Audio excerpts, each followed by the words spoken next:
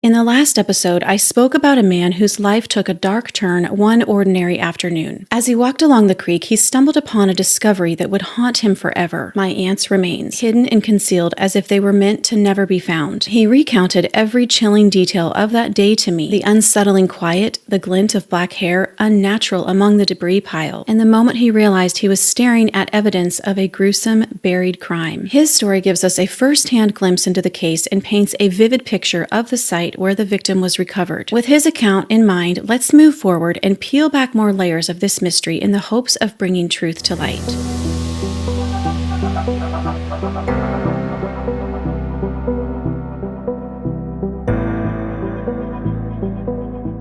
Hey crime babes, welcome back to my channel. So glad to have you all here. And if this is your first time joining me today, then welcome. I'm your host, Catherine, and this is Crimes with Catherine. If you are tuning into the podcast, thank you for listening as well. In this third episode, we'll be wrapping up the mysterious case of Ruby Stapleton. If you've stayed with me this far, thank you for your support and interest in my Aunt Ruby's unsolved case. I truly believe a conclusion could be drawn that solves this case once and for all if we could find the right detective to dig through the case file. If you have not watched or listened to episode 1 and 2, I encourage you to go back and give a listen so you have a clear picture of this case. At the end of this episode, I'm going to be sharing a letter with you all written by Ruby's daughter, Mary Claire. My cousin Heather Bates has graciously agreed to share this letter with you all. Mary Claire has since passed away, but wrote this letter to her mother's killer some years ago. Stay tuned, you won't want to miss this. I want to give a quick trigger warning as today's content references SACADV, gun violence, and the description of my aunt's remains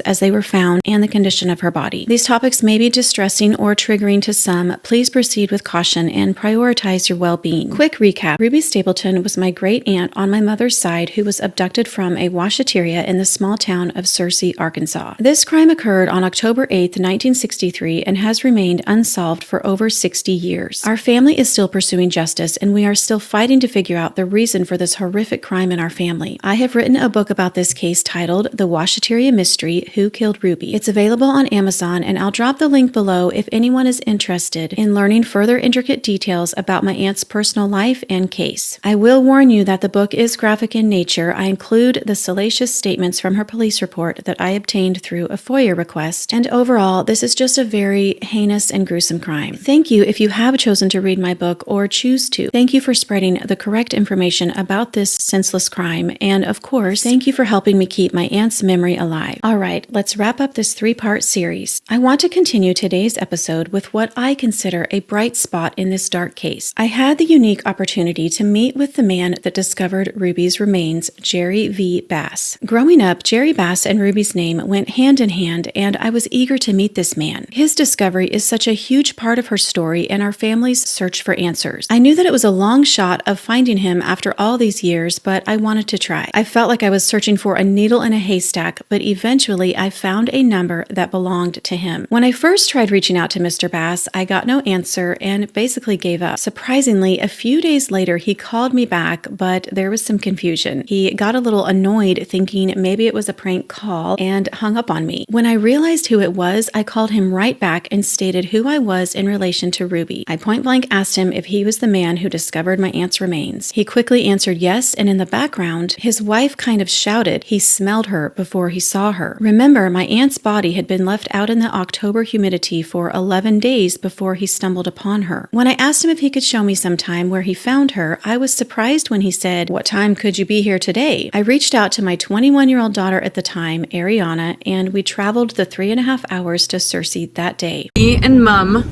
are on our way to Jerry V. Bass. I don't know how it's gonna go, but I'm so thankful. Well, we've gone this far. He's allowing us to come and interview him, so we're just holding out hope that will give us some more answers, give us some more, open some more doors, maybe show us some more things that we hadn't really considered before. Yes. It's very intriguing because he even said over the phone the place where the body was found is so remote that he says he just cannot imagine who would have known to put her there unless you knew that area well.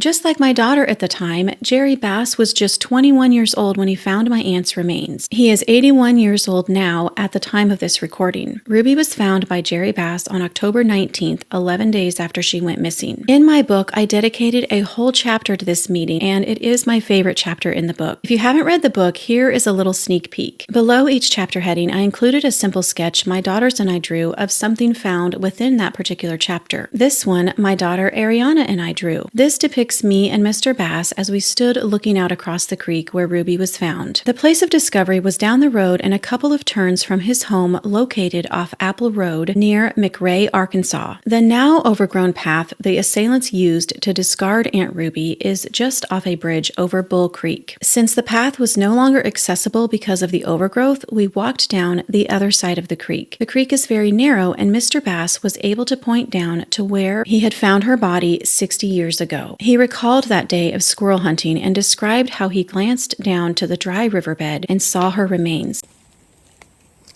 Picking up at the very spot.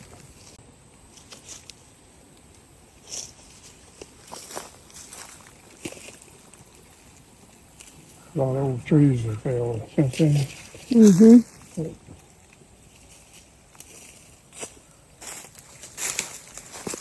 So kind of. Without hesitation, he immediately went to get his father. I asked him if he knew it was the missing professor when he saw her there in the creek bed. He said he knew instantly, since her disappearance was the talk of the town. His father, Jerry Bass Sr., thought maybe he was mistaken and had seen a rotting animal, like a cow or pig, but sadly, he was not mistaken. The first thing Jerry Bass had said to me on our phone call was that he still couldn't figure out how the perpetrators had known about the secluded spot Ruby was found. Person would have to be a local knowing that spot existed. In fact, the dirt path was hidden with thick vegetation and looked like a steep drop-off, not a road, so someone would have had prior knowledge of this secluded path. In an ironic coincidence, my daughter and I visited the spot with Jerry Bass in late September and the crime happened in early October. The foliage and creek looked similar to how it would have looked 60 years ago. Steep embankments with tall trees lined the creek, and in the 11 days that Ruby had been left, there was an unexpected drought. If it weren't for the drought, she may not have ever been found because the water the assailants thought they were concealing her in dried up. In the last episode, we covered the condition of my aunt's remains, but I want to give more detail. Trigger warning, this is a very graphic portion. Please proceed with caution. Ruby was found in the dry creek bed laying face up on a pile of debris. Her clothing and undergarments were never found. Ruby had been wearing a black and white houndstooth print dress that had a matching belt, casual black flats, and she carried a small black leather purse or clutch. Ruby also wore glasses and probably had earrings on that day, which back then would have been called ear bobs or ear screws. But none of those items were ever found. Also, it wasn't determined if she had been SA'd because of how long she was exposed to the elements. Her husband Ray made a curious statement at the police station after her remains were found. He was standing in the hallway with some of the family and loudly exclaimed, "Well, at least she wasn't molested." The decomposition was too advanced to determine that, so I don't know where he got that information or why he said it, but it was just a very curious statement indeed. But what the coroner did determine was that Ruby had wounds from a type of sharp instrument that started at her lower abdomen region and went up the middle of her torso and fanned out over her chest. Investigators decided that the cuts were probably made from removing her clothing. She was wearing a Spanx-type undergarment called a girdle, and it would have been hard to remove. It appeared the killers were in a rush, and we can't fathom the unimaginable suffering Ruby went through. It is such an injustice that this case is still unsolved. Mr. Bass shared with my daughter and I that day how he heard that she was killed because she knew too much and it was something to do with her husband. What she knew too much about is still the lingering question today. Jerry Bass also stated that he heard allegedly the sheriff's department was corrupt in 1963 and that there may have been a cover-up regarding Ruby's case. Mr. Bass stated there had to be more than one assailant to be able to throw her into the creek so far off the embankment. That coincides with Zell Mills' eyewitness account of Ruby being forced out of the washeteria by two men. Overall, Jerry Bass was an important piece to this case, and I appreciate his willingness to talk to me about something that must be a heavy burden to bear. As we turned to leave that day, I captured a picture of Jerry Bass looking out over the discovery spot. He shook his head quietly, and I'll never forget the words he said. "She went through hell. She went through thunder." Yeah, you can see everything. She was laying face up and no clothes or nothing. Somebody done a gruesome thing there. Bad deal there. They ever got caught. They would get caught somewhere. Through the trees down in there? Yeah. Kind of right there? Yep. Second trees down there then.